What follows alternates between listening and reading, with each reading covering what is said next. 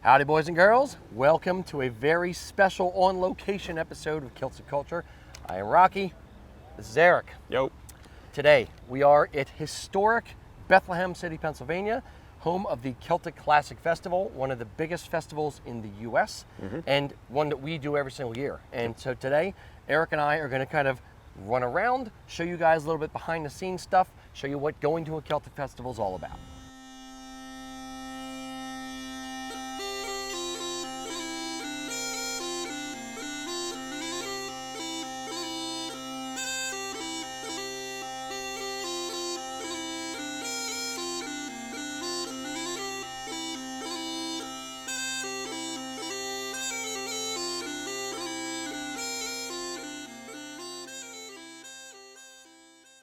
Before we start, we are going to kind of run down our gear, run down our kit, what we bring, what we wear, what we do to get ready for a festival. Yep. So you ready? Yeah, I think so. Very good. Ready, Let's get started. ready as I'll ever be, as they say. Now remember, this is kind of idiosyncratic. I mean, we have our own preferences, and what you do is up to you. But we've, over the years, have picked up on a couple of things we just think make life a lot easier if you're doing a festival. So. Absolutely. So yeah. All right, let's start from the ground up so we don't forget things. Okay. Okay. Ground up. Number one, most important thing, footwear. Make sure you have a comfortable set of either boots or running sneakers or something that you are going to be comfortable in all day. Don't wear your brand new set of shoes because you're going to have blisters by the end of the day probably. Yeah. So for me today, I have on my effectively police boots, combat boot kind of things. Yeah. Nice cushiony, nice arch support. Enough for walking on concrete all day. Yeah, which is actually, I'm wearing the same thing. Basically, patrol boots are great for this kind of thing. They're meant for being on hard surfaces, and it's basically a sneaker with ankle support.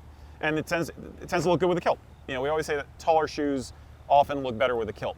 To what you were saying a second ago, I would definitely say, as much as you want to wear the ghillie brogues with the fancy outfit, if you're deciding to dress up for the festival, don't wear them the whole weekend. You know, maybe if you want to wear them, specialize the occasion.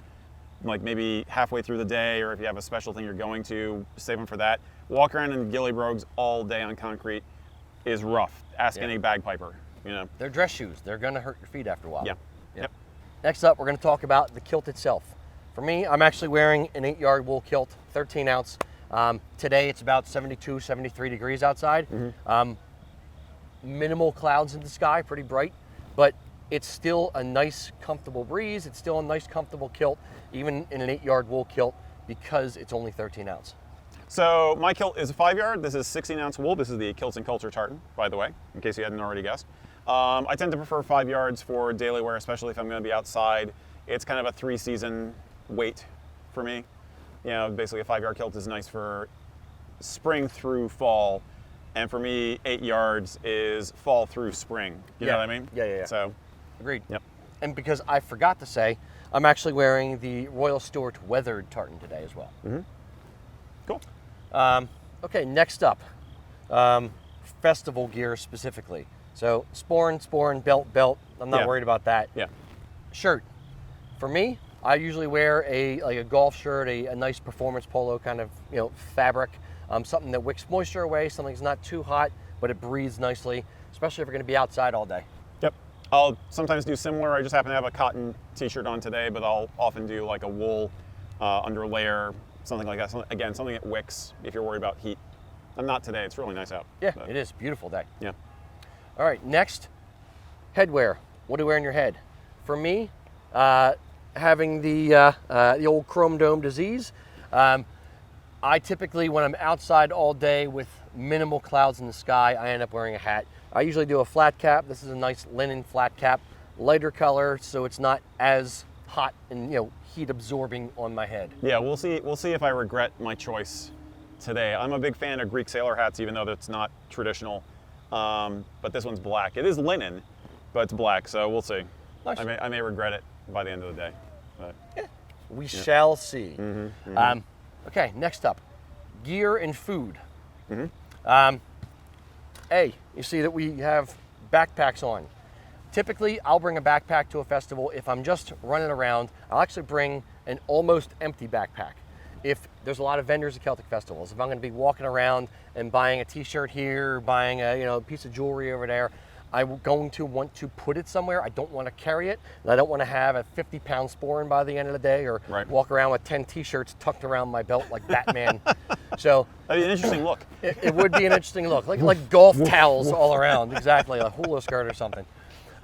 So I actually bring an almost empty backpack. That way I can just shove all my stuff that I buy throughout the day into the backpack. Yeah, I wasn't planning on doing a lot of shopping. I'm kidding. I didn't do the full backpack this time. I just did a mapped bag, which is kind of middle of the ground. We'll see how I like it by the end of the day. Right. But it's what's in it that matters to me. Yeah. As well as the empty space. It's the stuff that's going to keep me going through the day. Yep. So, absolutely. To wit. Yes. All right. So what do we have in the backpack? My favorite hack to bring on a hot summer day, or even a coolish summer day, whiskey, is a frozen bottle of water. I froze this last night, and we've been out here for a little while today already, and it's already starting to thaw some. So this keeps it nice and cold throughout the day. If you hurt your hand or something, you have ice. If you just want a nice cold drink, you got this, and you can hear it sloshing around in there. What are you planning on doing to hurt your hand today? I don't know. Dude, I got my knuckles all busted up. Oh, yeah, a bare knuckle boxing event last night, yeah? Okay, yeah, that was something to see, let me tell you. Absolutely. One of those secret pre-event events, you know what I mean? Just like invitation only.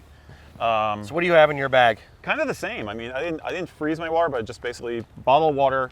And my minor trick with these is I'll sometimes carry a true canteen. I've never been to the Camelback thing. I know some people love Camelbacks. I just bring one of these, and when it's empty, I find a spigot, or I crush it so it's flat, and then if I want more water, I just refill it. So I'm not buying. And if I don't want to carry it, I just toss it. Unlike a canteen, I'd have to. I do have some energy drink also, because that keeps me going. Absolutely. And oh, emergency rations. Absolutely. Yep. Same thing. A little bit of food. When we go to a Celtic festival, I want to support the merchants. I want to buy food here. I want to walk around. I want to experience everything and the food that you can't get elsewhere. Yep. That being said, there are long lines, and if you're running around for the day, sometimes you just want a little bit of something to keep you going. So protein bar or something like that is good to shove in the backpack, just so you have something on you if you need a little bit of a snack. Yeah, and if you have kids, bring multiple. It's just always good to keep the kids sugared up. Absolutely. Next thing I have in my backpack, drugs. I have a bad back, arthritis, knees, the whole thing. So I usually bring not usually this large, that's a lot of ibuprofen. That's a lot of ibuprofen. Well, it's for the team, effectively. Right. But I usually bring ibuprofen or something like that, just in case I have a little bit of back problems or something like that, just to kind of take the edge off the pain. Yeah, that makes sense. Yeah. I got mine in here too. You have your drugs as well? Yeah, except I transferred my ibuprofen into an unmarked container to make it more fun for security. Knife. Always bring a Swiss Army knife. Oh, yeah. I got my knife in my backpack as well. Got my little utility thing and some screwdrivers, bottle opener. Bottle opener is another key one. Yep. Definitely want a bottle opener. Indeed. Yep. Anything else that you bring to a festival you can think to bring? I think some of it's pretty obvious, and it's stuff that you'll forget on your way out the door. So sunglasses. Always make sure you have some shades. Sunscreen. Yes, I was going to say that. Yep. Just make sure if you're going to be outside all day with minimal cover or spotty kind of cover, you just get some on your nose and whatever. My mom. I'm feeling like a mom. Yes. Make sure you get your under eyes and your nose, please. And take a jacket. It'll be dark soon. Oh heavens. Actually, a warm flare isn't a bad idea. Like if I wanted, I would probably make sure I have a hoodie or something in the car. So if I'm staying late for a concert or something and it gets a little chilly, or if my spouse gets chilly, that happens sometimes. Look at you being all chivalrous. Well, yes, that's how I roll. Then you got that in case you need it. So, what else? Poncho. If there's any kind of chance of rain, maybe a poncho. And a pinch of garbage bag will do. Yeah, just throw it in the backpack. Yeah, that's about it. Or you can just feel the nature on your face. Yeah, so that's about it.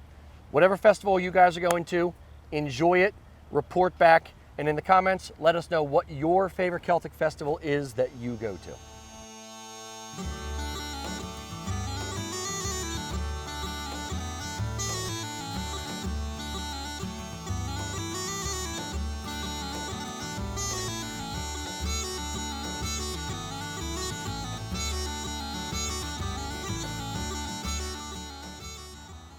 One of the coolest and, in my opinion, most underrated part of the Celtic festivals is the clan area. A lot of times you'll see the parade of clans come in with the bagpipes during the beginning of the festival, but they actually have their own section generally.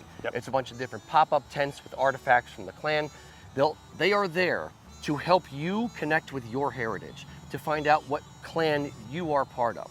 So let's go over there and talk to them and see what makes them do what they do, why they love it, and why they want you to come to the clan areas. Yeah. Hi, my name is Robert McGilvery, and it's Clan McGillivray of the USA. My name is Ken Buchanan. I'm with the Clan Buchanan Society International. I'm Steve Cobaugh. I'm the Pennsylvania Commissioner for the Family of Groups. My name is Charlie Frazier. I am the Northeast Commissioner for Clan Frazier Society in North America. Penny Gordan Pierson, the House of Gordan USA.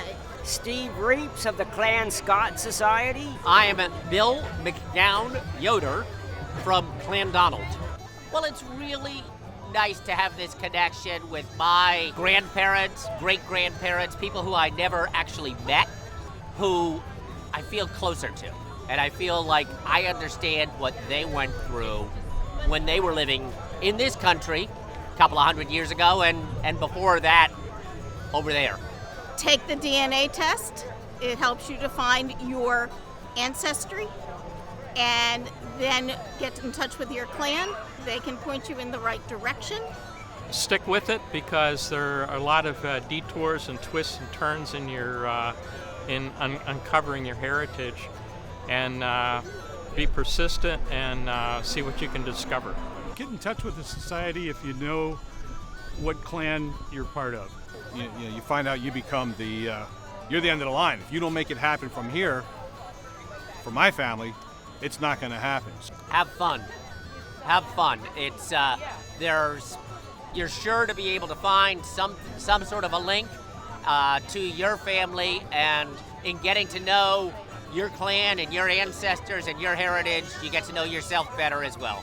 It's interesting because you get to meet all kinds of people in all kinds of walks of life, and we have a shared heritage which is Scottish, so it's nice to have an opportunity to meet other people who enjoy the same things as I do. I love meeting new people, talking about how terrific it is to be a Gordan, getting them interested because we have a very special representative in Winnie the Pooh from A.J. Milne, who is a member of our clan. People. And especially when you can share with someone and they might not have a clue on why there's a Scottish festival, no Celtic blood, but they have interest, and when you can share a little bit and sometimes amaze people, it's pretty cool. Getting to meet all these people and their cousins. I mean, we all have common ancestors going back generations. Clan Donald is the largest clan, and we have literally dozens and dozens of different families who have been part of it since they were the lord of the Western Isles of Scotland. Find a festival near you. There are websites that are coming back now that actually list festivals in your area. Go to one. If you're really interested, make the commitment to travel if you have to get to one. Don't just wait for one to show up near you. And the more you put into this, the more you get out.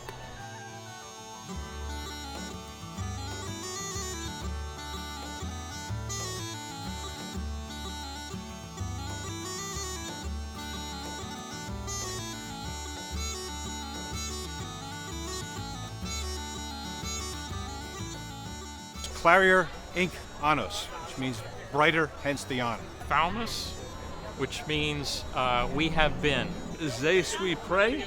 It is French for a war cry that says, I am ready. By Dand is our motto. Amo is the motto, Latin for I love. By land and by sea, because Clan Donald were the lord of the Isles. Rock Eileen! A Gordan, a Gordan! Falmus! Je suis prêt. Oh, better name! Claridge!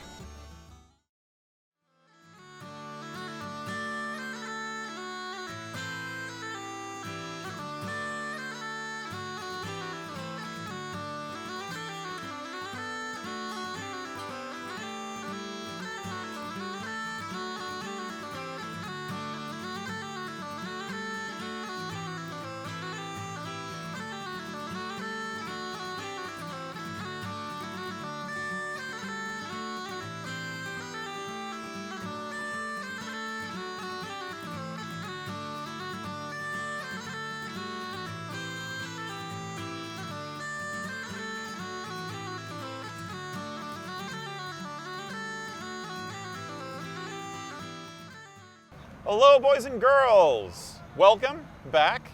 Special treat. We are here at Celtic Classic, and we managed to steal some chairs from a clan tent over here. We didn't steal them, they actually volunteered them to us, and we're very, very grateful because this is the first time I've sat down all day. So this is actually good. We got a nice breeze going, we got flags unfurled, and ibuprofen flowing. Ibuprofen flowing. Beer flowing. Yes, beer flowing. Indeed. And the whiskey flowing. Yes. No whiskey, actually. Streams of whiskey, they're flowing. Yes. So what's been your favorite part so far? Favorite part, just the overarching favorite part has to be the music.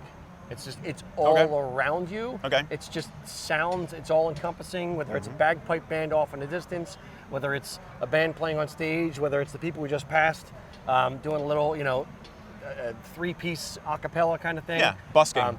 Busking. Yes, busking. Yeah, it's just all the music, all the stuff. It's just, it adds to the ambiance. Well, we've said that before, that the music is kind of the lifeblood of keeping a culture alive. So I think this is where you see that absolutely demonstrated. That basically this is where it all comes together, as we'll probably say again and again. But the music really is without trying to make a pun, it is the beat, it is the heartbeat of the culture. So it is just and there's a little bit of something here for everybody. I mean, there's been a couple of bands here that are really very more rock and roll. The pipe bands have been awesome. There are actually more pipe bands here than were expected due to it being a COVID year. The weather has been fantastic. So all the performers have been having a good time. We just had this band over here that was busking came up and it was just like, oh man, I've seen your show. You guys are awesome. And I was just like embarrassed, but it was just like, weird and surreal and awesome. Yeah, but at the same time, it's kind of like there's no barriers. Yeah. You know what I mean? It's like you can talk to these people in these bands and just chat them up, have a conversation. It's just like, it's not like you're at a concert and it's like, oh, thank you, good night, and Yeah, it's the lack of ego. Yeah, it's exactly. Just cool people, period. Yeah, totally. Yeah. It's people being real people, and that's point. Actually, it's life. totally the point. The music has been great. My personal favorite so far is that I've actually gotten to refine and talk to people I haven't seen in a year or more, actually 2 years, because of last year being 2020. So that has been intense. That has been really just I don't want to get choked up, but it's just like being able to see people again. Yeah.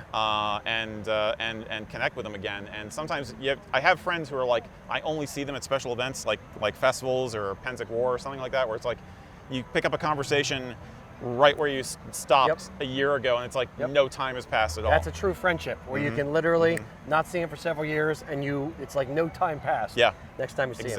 Exactly. So that's been just a beautiful thing, for sure. Absolutely. Now, my other favorite part has honestly been getting some of the stories from the clan tents and from the vendors, and hearing the individual people's personal stories about stuff. And I've been down to the clan section before, but never this in depth and this, connected to people. So that's been really fun. And if we're talking about music as the lifeblood, this is the heart as well. This is what helps pass it along. Right. Is people like this who volunteer, who do this kind of stuff, who help others find their own connection with their family lineage and their clans. It's awesome to see what a weird mutt-like family it kind of is on some level. Yeah, we've heard that from several people we talked to, either whether it was a vendor or a person on the road or some of the clan tent people, is that we've heard again and again, seeing people has been the best part for them. So it really is community. If you've never gone to a festival, even if it's a small one, go. You owe it to yourself. And these people, they're working, no matter who we talk to, no matter what they're doing, they're working their butts off. But it doesn't feel like you're working, I mean, you might be exhausted, but sometimes it's like you don't realize how exhausted you are until you get home at the end of the weekend, because it's such a novel experience, and you're having such a good time, and it's so intense the whole time. Time goes by like that. It's just awesome. Yeah, the intensity is awesome. Yeah, so. I think you summed it up well. It's the community. Mm-hmm. That is what this is all about. It's about family and extended family. And just the community that this whole thing is, whether it's the festival community where you see people once a year on the same date, whether it's the musicians and that kind of community in the music, whether it's the clan connections, Yeah. whether it's your actual family, whether it's just the friends that you hang out with at the festival and Yeah. you know, have a few pints with. Yep. It's the community is what we are lacking culturally, you know, worldwide, whatever. And I love that this exists and it's thriving here. Yeah. And I love that we are a small part of it. Yeah. And you know, Yeah. pushing the whole thing forward. And all you guys out there doing this stuff, all the people here, all the volunteers.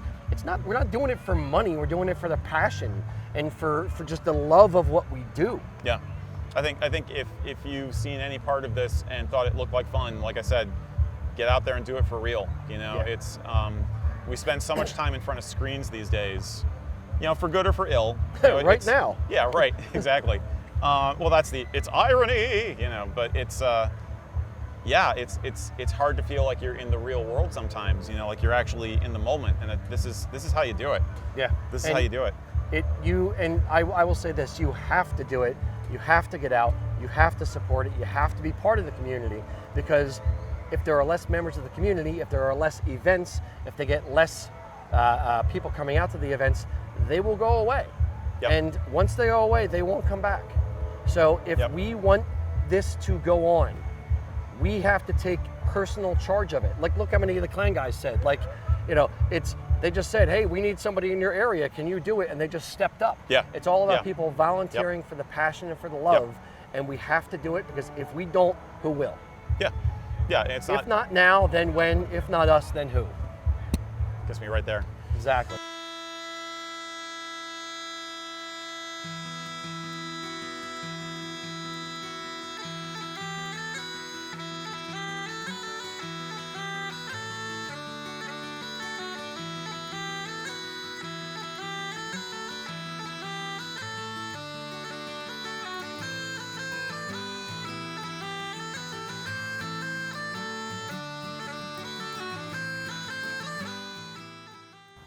All right, so what do you do at a Celtic festival?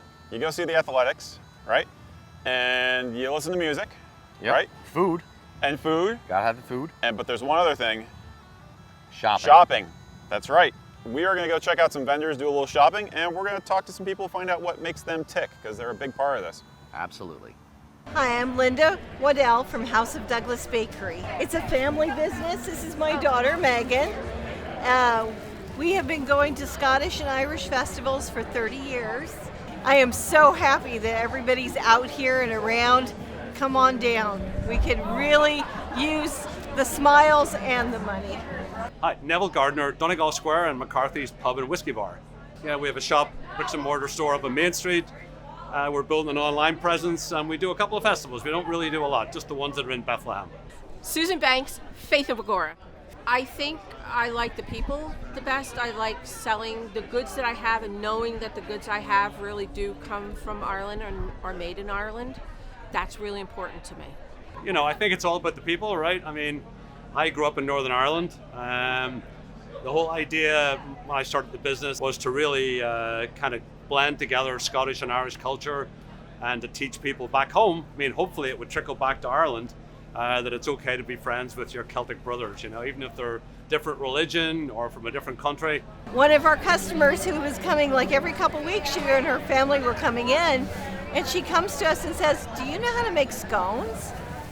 And so my husband was facing her and I was standing behind her, and I'm like, yes, we can make scones. And he was like, yeah, we can make scones. And she said, we have this great little festival in Tulsa, Oklahoma. Do you think maybe you could come and sell some Scottish things? And we were like, sure we can. We started out with the Scottish strewn bread. We just had a fabulous recipe, and we thought, well, and we served this bread in our Italian restaurant, and everybody loved it.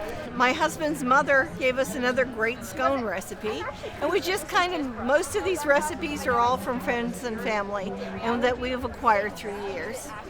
They undoubtedly, people today really want an experience. Understanding the why and where the stuff comes from, the connection back to Ireland and Scotland has been huge. I think emotionally they are looking for a piece of home, and that's what we fill, is the piece of home. All of us, no matter what color, what culture, what anything we are, we all look for somebody who we can recognize or something that we could be connected with. Celtic culture is so giving, and we want everybody to be happy. So it doesn't matter who you are or where you're from, it's like finding another family. And it draws people in, and they want to find out, oh, what's my kilt? It gives people a sense of belonging. And in days like that we've gone through with the pandemic, we all need belonging. And there was a family that came up with little kids, and parents got them a bag of cookies, and they just held on to this cookie and took a bite and cherished it. And the mother came up to me and said, we've had such a hard time getting him to eat anything. And I just cried. It was like, you can have all the cookies, baby. I just wanted to give him all the cookies.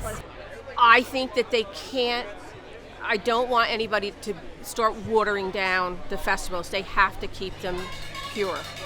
They have to keep the music, the history, the genealogy, the food, everything. That's what people want. They want that experience. We're at Disney World now. They want that Disney experience at a festival by keeping it pure. That our children and grandchildren pass it on.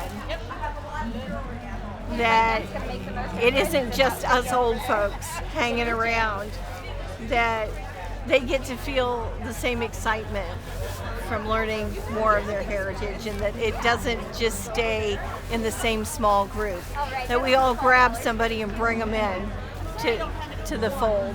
This is not a private party, it's a big one.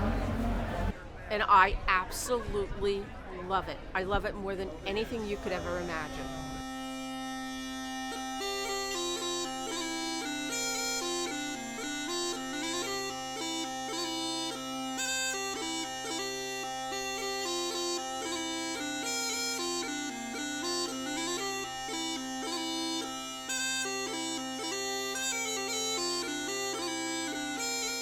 So let me parallel some of the questions we asked people today.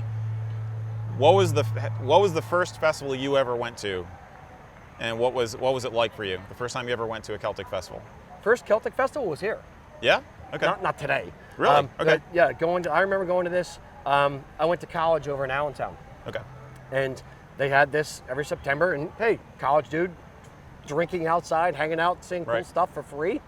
What's not to love? Right. So a bunch of my buddies and I came over from Allentown over to here and just experienced this. I remember my parents used to take me to it as well. Oh yeah? Okay. Like when I was in college, like they would meet us here. They loved going over to see the Highland games. Mm-hmm. I have a lot of cool memories here.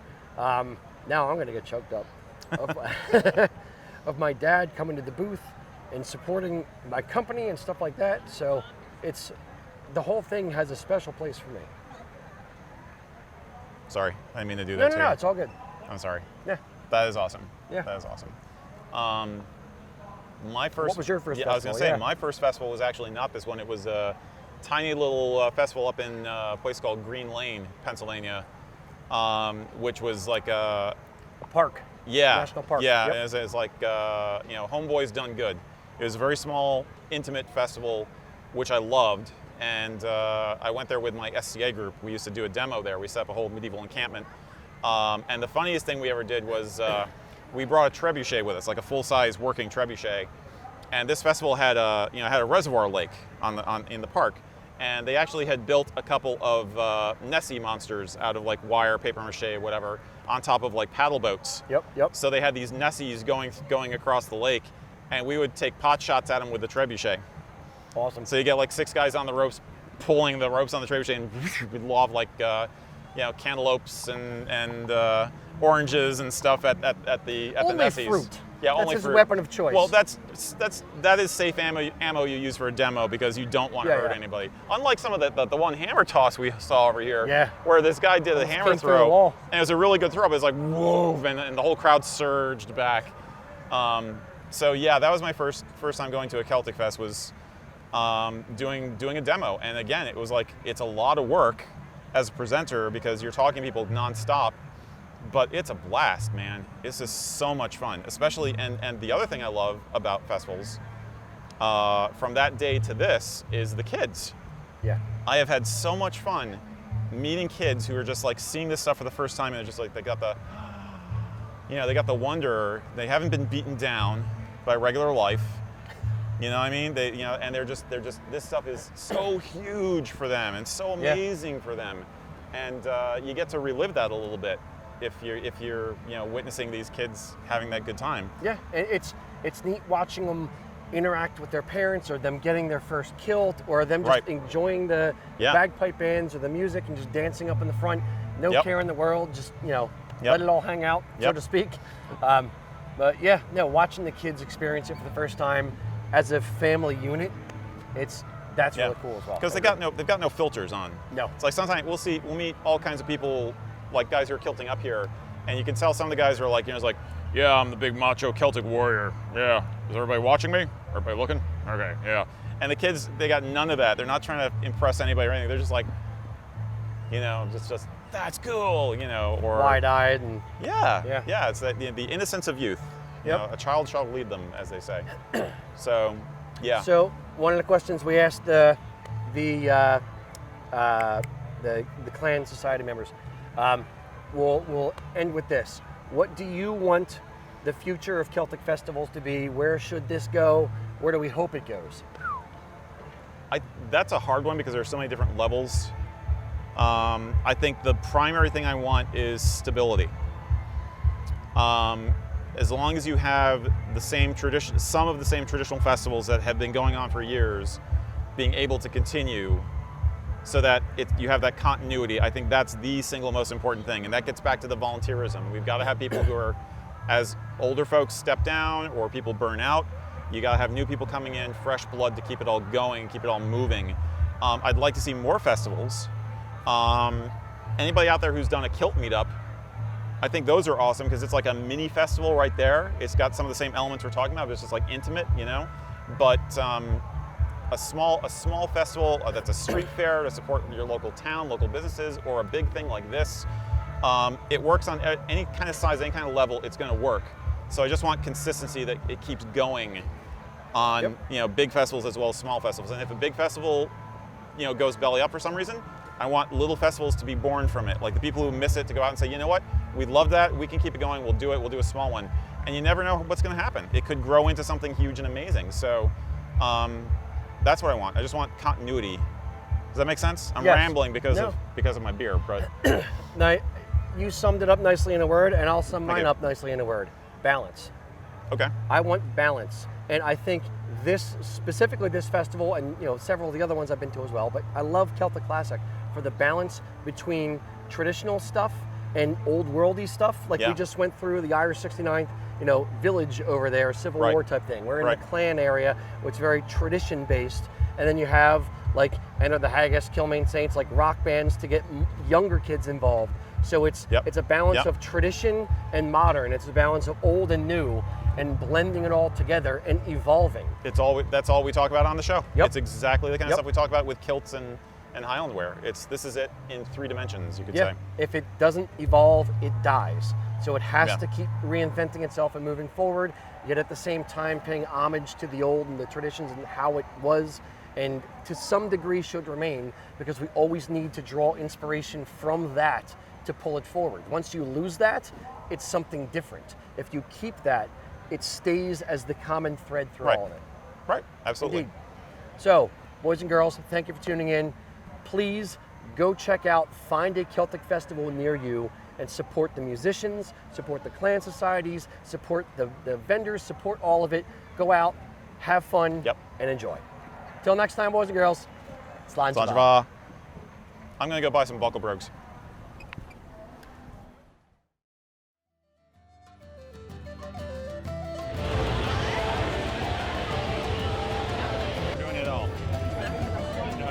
I wasn't just about to. It's okay. Oh, no.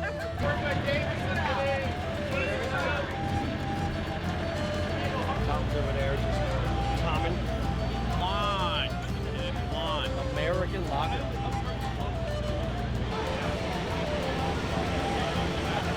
Erik, it's your biggest fan.